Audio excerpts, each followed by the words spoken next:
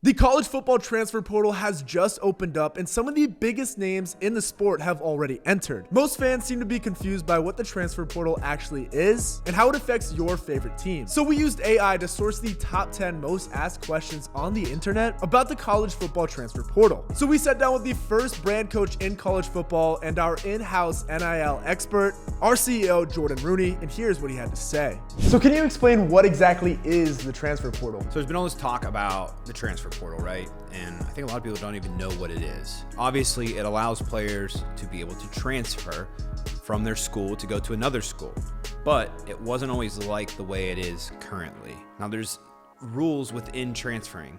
You can't recruit someone who doesn't go to your school currently. That's called tampering.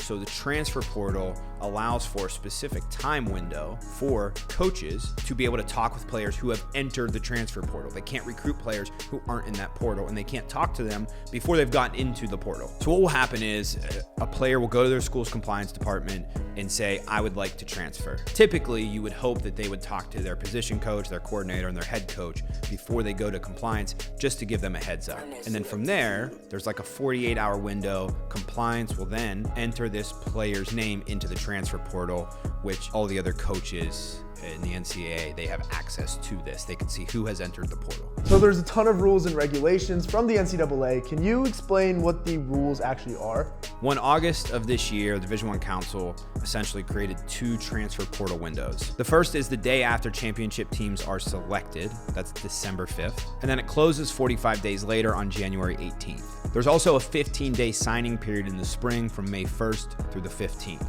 And there are a few exceptions to this. If you've graduated, so if you're a grad transfer, you can enter at any time. And then if you're a player who's had your head coach leave, you're granted an immediate 30-day window to be able to transfer. You've seen players like Spencer Rattler be able to transfer and then maybe potentially transfer somewhere else without having to sit out because of this rule. So can anyone see the physical transfer portal? Like, can a normal person go on and look?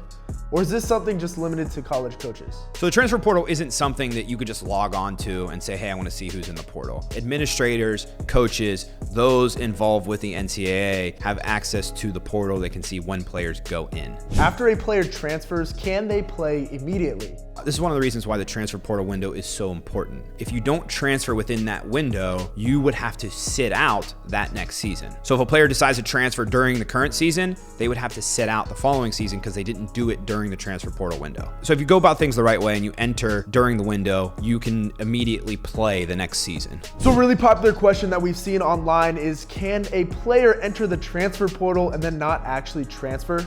So we've seen a few players do this in the past few years. Entering the transfer portal does not mean that you have to transfer. What entering the transfer portal does is it allows you to freely communicate with other coaches, but you don't have to go to another program. Now, this is where you need to have a good relationship with your head coach, your coordinator, your position coach to basically say, hey, there may be some other things I'm looking for. I don't know yet if I want to leave, but obviously would want to know if it's okay with you. If I enter the portal, would I still be able to come back? I wouldn't expect to come back without having that conversation first. Things probably aren't going to go well when you eventually do come back after entering the portal if you didn't have that initial conversation. How does the transfer portal vary across different collegiate sports? So every sport has the transfer portal window, and it's spread across the season. So there's 3 different transfer portal windows. You have the fall, you have the winter, and you have the spring. And all of the transfer rules apply the same for all of the sports, but sports like basketball and football get more media coverage, so those are the ones that are talked about the most.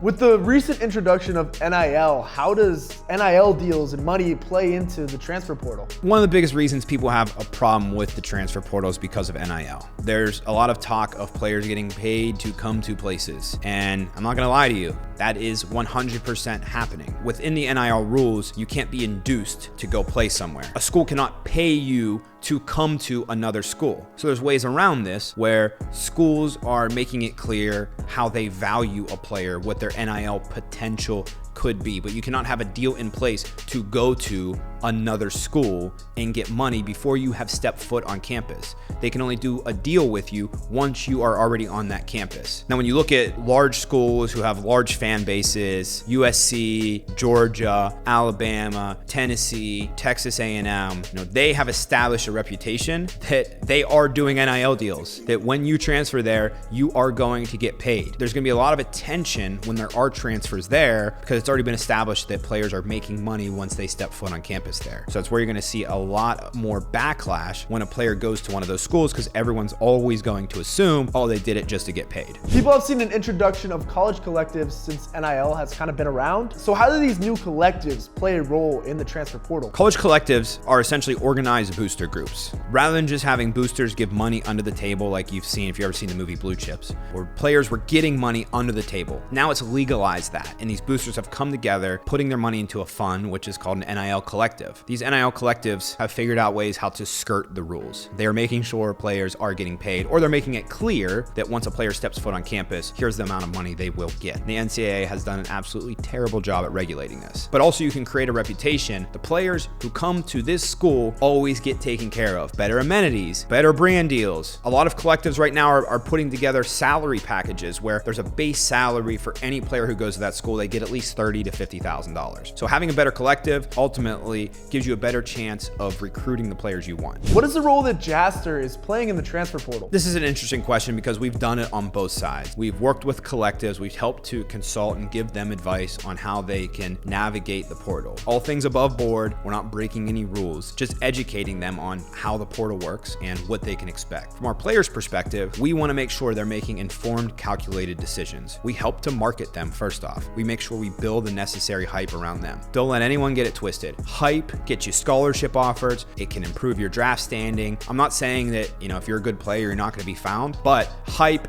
does help. It does. Whether you like it or not. It can work in your favor or it cannot work in your favor. We are going to build the hype around our players so it does work in their favor. And we give our players advice. You have to make the best football decision for you because the ultimate goal isn't to make NIL money. The ultimate goal is to make generational wealth NFL money. So the focus is on, let's look at depth charts. Let's look at coaching style. Let's look at relationships you have with coaches. We want you to go somewhere where you are going to have the best football fit. You're not going to go there and sit. We don't tell the athletes where to go. We just give them the information so they can make informed decisions. When you look at players that we work with, like Dante Cephas, who was at Kent State and had 2 really solid years in a row. Now he's getting scholarship offers basically from everywhere. Georgia, Oklahoma, Kansas State, Miami, Notre Dame, pretty much everyone will have offered him. So someone like Dante, we want to be able to put him in a situation where he's going to go be the #1 receiver because after this year, he's going to go to the NFL draft. Our other player, Donovan McMillan, is a high character, great player who we believe didn't get to really show what he could do while at Florida, but he has fantastic film. Every school that has talked to Donovan is super high on him and are like, Donovan, your film is great. Donovan also is a person who excels at his own brand, and we help to give him the resources for that. So it really is just helping to be a resource, to be an outlet for these players to talk through it with them. Imagine having your own consulting agency. It's like, hey, listen, here's who this team's returning. Here's what the NIL situation looks like there. Here's what we think of this. We just give them the information, and ultimately it needs to be their decision of who they trust, who they feel most comfortable with, but it has to be the best football decision. And once they step foot on campus, we make sure they get the NIL that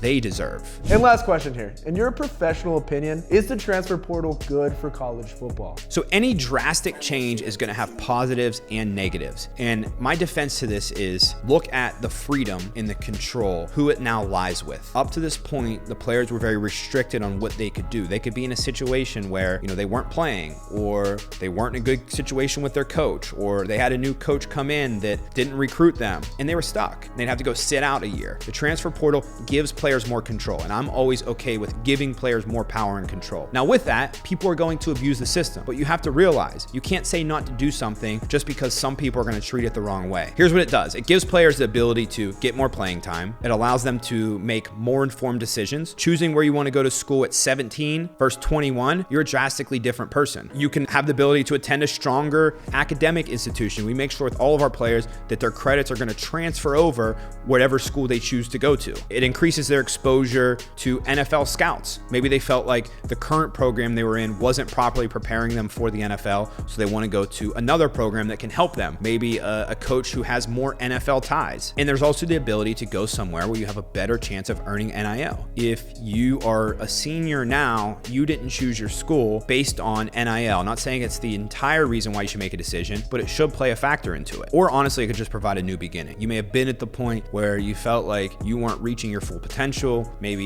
you and the coach were fine, but you didn't mesh in the way that you wanted. This allows you to reach your full potential going to a new school. And I don't think there's anything wrong with that. But just realize that you have to make an informed, calculated decision. This is an oversaturated market. 41% of players won't find a new school. So there is risk associated with this. I don't think it's a great idea for everyone.